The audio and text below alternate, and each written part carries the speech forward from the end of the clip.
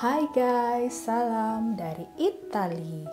Akhir-akhir ini kita banyak mendengar kabar kan ya, banyak orang yang terjerat dengan judi online. Akibatnya keluarga berantakan, pinjaman di mana-mana. Nah, video ini saya mau membahas tentang judi online juga. Di Eropa juga ada judi online, tetapi ada juga tuh judi yang legal yang diatur oleh pemerintah. Dan juga di Indonesia pun pernah ada judi legal yang diatur oleh pemerintah. Yuk, untuk tahu lebih lanjutnya, simak terus videonya.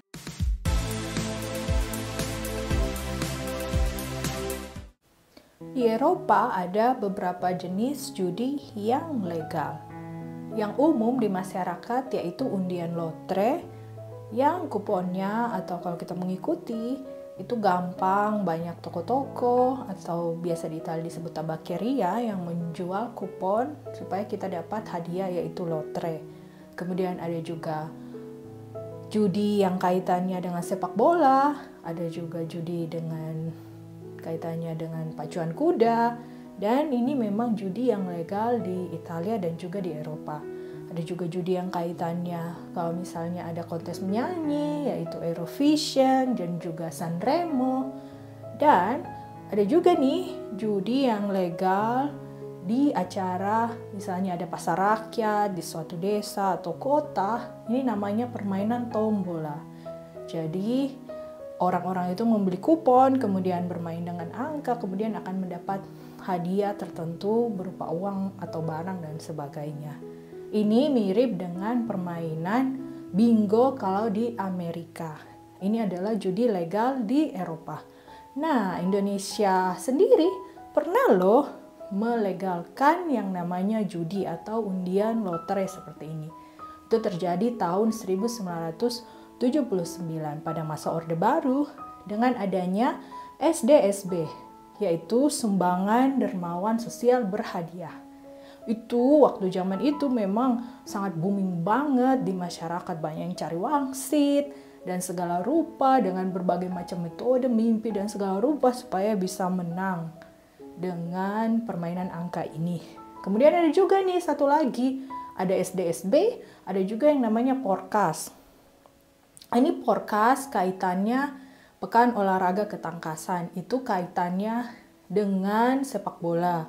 Jadi tujuan Porkas itu untuk membiayai liga sepak bola di Indonesia waktu itu.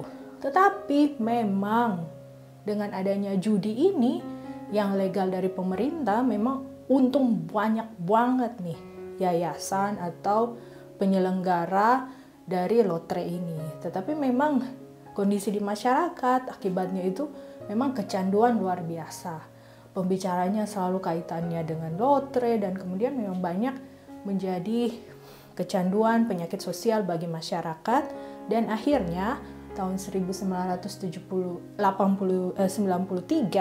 akhirnya pemerintah melarang atau menghentikan semua macam undian lotre ini SDSB dan juga Porkas. Nah, di Eropa ini ada juga dilegalkan untuk tempat main judi yang biasa disebut kasino.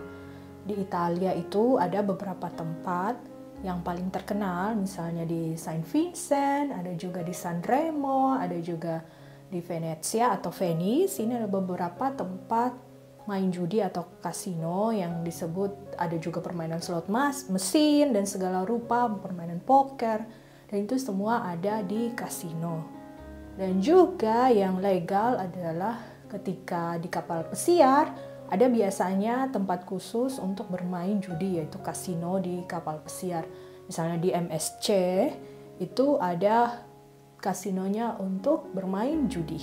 Nah, di Indonesia sendiri pernah loh juga kasino ini dilegalkan, yaitu di Jakarta pada masa pemerintahan Gubernur Jakarta DKI Jakarta Ali Sadikin pada tahun 1967 sampai 1977. Memang pada waktu itu ketika habis masa G30 SPKI, maka ketika itu memang pendapatan atau anggaran pemerintah DKI itu rendah banget. itu hanya sekitar 66 juta. Memang kurs saat itu ya lumayan, tetapi itu rendah banget. Jadi memang tidak ada dana untuk membangun Jakarta, dan fasilitas di Jakarta itu memang kurang banget. Akhirnya Ali Sadikin ini punya ide, yaitu melegalkan kasino. Dan kasino-kasino ini diberikan pajak yang sangat tinggi.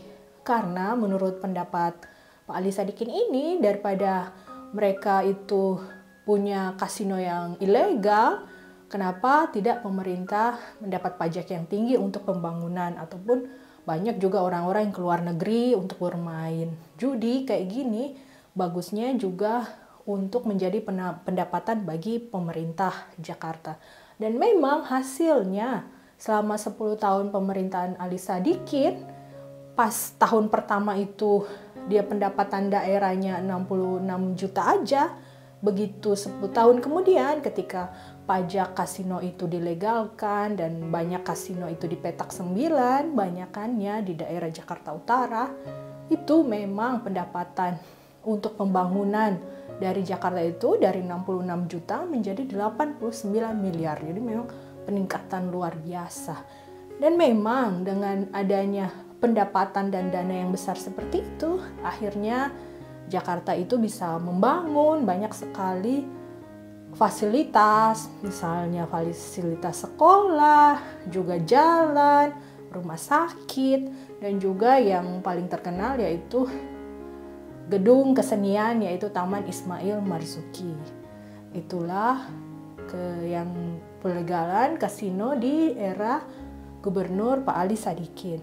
Tetapi kemudian setelah Pak Ali Sadikin itu tidak lagi menjadi gubernur, akhirnya kasino itu gubernur-gubernur berikutnya tidak melanjutkan lagi kebijakan dari Pak Ali Sadikin itu, dan kasino itu akhirnya ditutup dan menjadi ilegal di seluruh Indonesia.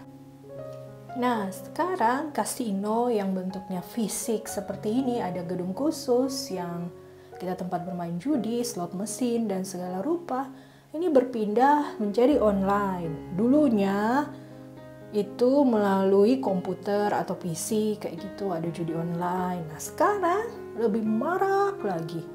Dan itu memang akhirnya banyak targetnya orang Indonesia juga, karena sekarang lebih gampang lagi. Semua orang punya HP, kemudian ada aplikasi di HP untuk jualan untuk judi online ini. Dan juga sekarang kan banyak ya, jadi kena kasus, ada influencer atau artis-artis yang juga mempromosikan judi online. Karena memang uangnya banyak ini judi online, dan banyak banget masyarakat yang ketagihan judi online. Di Italia sendiri juga demikian, judi online ini juga memang marak banget. Apalagi setelah COVID, ketika orang-orang itu terpaksa harus di rumah, jadi ya pelariannya ke HP, jadi banyak juga memang yang terkena oleh judi online. Dan sekarang kalau di Italia ini sudah dianggap sebagai penyakit sosial, dan juga memang untuk sistem kesehatan di Italia sudah ada lembaga atau perawatan khusus bagaimana terapi psikologi supaya orang-orang yang kecanduan itu bisa kembali lagi. Jadi sudah ada juga bagian yang dianggap sebagai seperti kecanduan obat-obat terlarang, karena memang judi online ini kalau kita sudah masuk terjerumus ke dalamnya, memang itu jadi lingkaran yang sulit juga untuk keluar dari sananya. Dan juga semoga supaya kita semua itu bisa lebih hati-hati terhadap judi online yang memang menawarkan keuntungan sesaat, kayaknya kita bisa menang, tetapi memang lingkarannya itu agak sulit diputus. Karena memang judi ini sesuatu yang sudah terjadi dari dulu kala gitu. Semua peradaban juga ada berbagai macam metode orang-orang itu untuk judi. Dan sekarang memang lebih gampang lagi dengan judi online ini. Dan semoga kita semua, kalaupun sudah terjerat, bisa keluar dari judi online, ataupun yang pengen coba-coba, jangan sampai terjerumus lebih dalam lagi. Terima kasih guys sudah menonton video saya hari ini. Sampai ketemu lagi di video selanjutnya. Ciao.